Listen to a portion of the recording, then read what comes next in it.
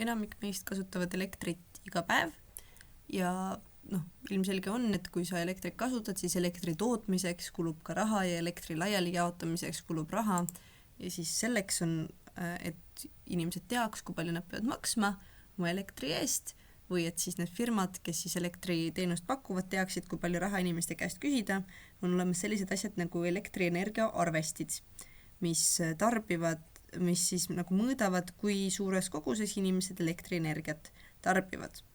Ja kuna elektrivoolu poolt tehtav töö sõltub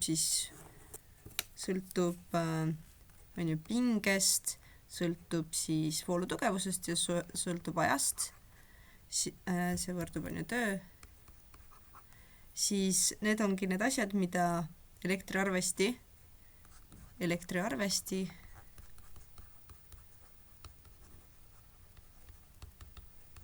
mõõdab. Ehk siis elektriarvesti ongi selline seade, mis mõõdab lihtsalt neid erinevaid asju, arvutab automaatselt kokku, palju keegi elektrienergiat kasutab. Ja kuna üldiselt tööd me mõõdame džaulides, džaul on ju vatte sekundis, siis, aga kuna see on tegelikult väga väike mõõtühik, kui me räägime siin suurest tarbimisest, siis tegelikult mida üldiselt kasutatakse on kilovatt-tunnid või siis kirjutatakse vahel ka kilovatt niimoodi, kilovatt-tunde. Aga mis selle mõte ongi see, et saaks mõõta mingis loogilises suuruses, kui palju keegi elektrienergiat kasutab. Ja kui me vaatame, siis siin on erinevad elektrienergia arvestid. Need on nüüd Elektrilevi omad. Neil on mingid juhendid, kuidas sa seda kasutad. Tegelikult see on üldiselt lihtne. Kindlasti antakse mingisugune juhend kaasa, kui keegi hakkab kliendiks ja hakkab kasutama sellist elektrienergia arvestit. Üldiselt need tänapäeval on pigem automaatsed. On ka olemas veel selliseid, mis on mingisugused käsitsi peab mingisuguseid asju kirja panema, aga üldjuhul need on üsna lihtsad, tuleb lihtsalt vaadata natuke juhendit ja siis mõelda, kuidas seda kasutada. Ehk siis sisuliselt ongi umbes niimoodi, et sa paned selle käima ja siis need arvestavad mingisuguseid mõõte, kui palju keegi elektrit kasutab, siin on selleks elektrinäit ja siis edastab selle automaatselt siis teenusepakkujale. Et siin ma leidsin ühe teistsuguse veel, mis on nagu selle mingi muu mudel. Põhimõte on täpselt sama, mõõdab elektrinäitu, kui palju keegi on kasutanud kilovatt-tundides. Siit kui lähemalt vaadata, siis siin on näha ka kilovatt-tunnid. Ja või siis on ka olemas selline, mingi teine firma pakub teenust, seletab, kuidas kasutada nende elektrienergia arvestit. Aga mõtleme, et kui palju tegelikult siis üldse see nagu elekter maksab, et see tundub enamike jaoks tõenäoliselt suht kauge. Ja kuidas sa seda arvutada saad, ongi see, et lähed Google'isse, guugeldad mingi elektrikulu kalkulaator. Ja nüüd elektrikulu sõltub väga erinevatest asjadest. Ehk siis meil on kõigepealt see elektrienergia hind. Elektrienergia hind ongi lihtsalt see, kui palju see elekter ise maksab. Ehk siis kui mina olen Eesti Energia, mina lükkan mingit põlevkivi ahju või biomassi ahju ja siis sealt toodan energiat, siis kui palju mina arvan, et see maksab, on umbes see. Palju see firma nagu ise raha küsib, kes seda elektrienergiat toodab. Aga nüüd meil on ka ju tegelikult selline asi nagu võrguteenuse hind ja mida see tähendab on see, et tegelikult meil on ju vaja see elektrienergia kõigi tarbijateni viia. Ehk siis üldiselt vähemalt veel on niimoodi, et meil on mingisugused elektrijaamad, mis toodavad elektrit ja siis meil sealt lähevad suured kõrgepingeliinid, mis siis jaotuvad on ju väiksemateks, kui need jõuavad mingitesse kindlatesse paikadesse, kus siis energia või elekter siis jaotatakse majadesse, inimeste majapidamistesse laiali. Ja selleks, et neid suuri elektriliine püstitada, selleks, et hooldada elektriliine, selleks, et ehitada alajaamu, on selline asi nagu võrguteenuse hind. See on tavaliselt erinev firma sellest, kes seda elektrienergiat toodab. Ehk siis üks firma toodab elektrit, teine ehitab ja jagab seda elektrit. Siis on meil selline asi nagu taastuvenergia tasu. See on sisuliselt see, et meil on oluline, et me läheksime ju üle rohelisele energiale, taastuvale energiale, et me ei reostaks keskkonda rohkem, siis see on nagu tasu, mis me maksame selleks, et nagu, sisuliselt see on lisamaks, mis läheb siis selleks, et me saaksime rohkem taastuvenergiat kasutada. Ja siis elektriaktsiis on lihtsalt elektri kasutamise maks. See on see miski, mille valitsus jälle paneb peale. Ja nüüd, kui me arvutame, kui palju me elektrienergiat kasutame, siis tuleb panna siia kirja seadme võimsus.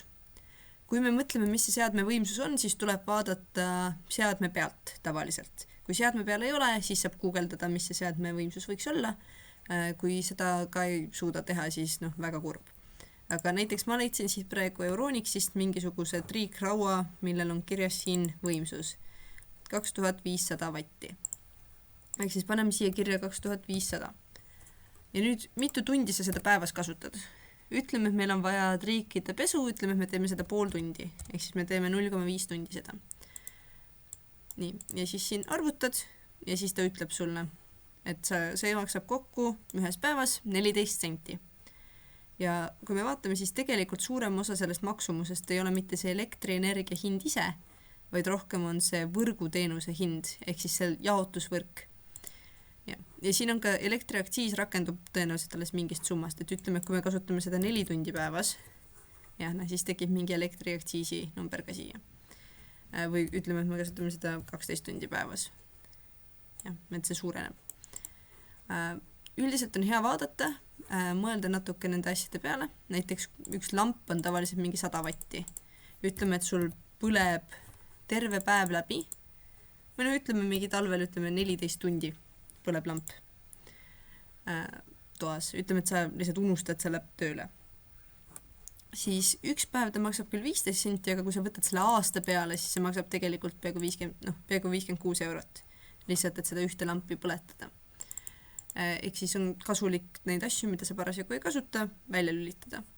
Või siis, kui tegelikult mingi mängurite arvutid on mingi 1000 vatti tunnis. Ütleme, et sa 1000 vattist arvutit kasutad päevas 10 tundi, aastas teeb see kokku peaaegu 400 eurot.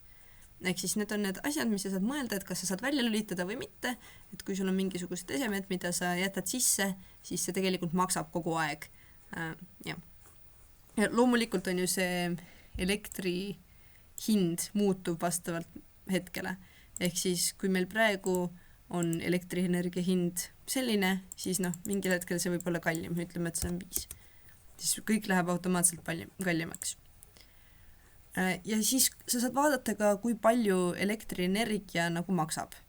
Ja millest see sõltub, on siis see, et kas parasjagu on kõik elektrijaamad töös, kui palju inimesed tahavad parasjagu tarbida. Kas on mingisuguseid rahvusvahelisi kriise, mis tõttu näiteks energia on kallim, et ütleme, et näiteks on mingi väga tuulevaikne aeg. Eesti tuuleenergiat väga palju ei kasuta, aga näiteks Norra või Rootsi, kes kasutavad tuuleenergiat väga palju, ütleme, et tuult on väga vähe, siis mis neil võib juhtuda on see, et nad peavad ostma teistest riikidest energiat, see teeb nende jaoks selle kallimaks, sest see ei ole nagu selline tavaline asi, et sa kogu aeg ostad seda energiat kogu aeg teistelt, vaid see muutub, on ju. Vahepeal mingid inimesed tahavad rohkem tarbida, vahepeal mingid inimesed vähem.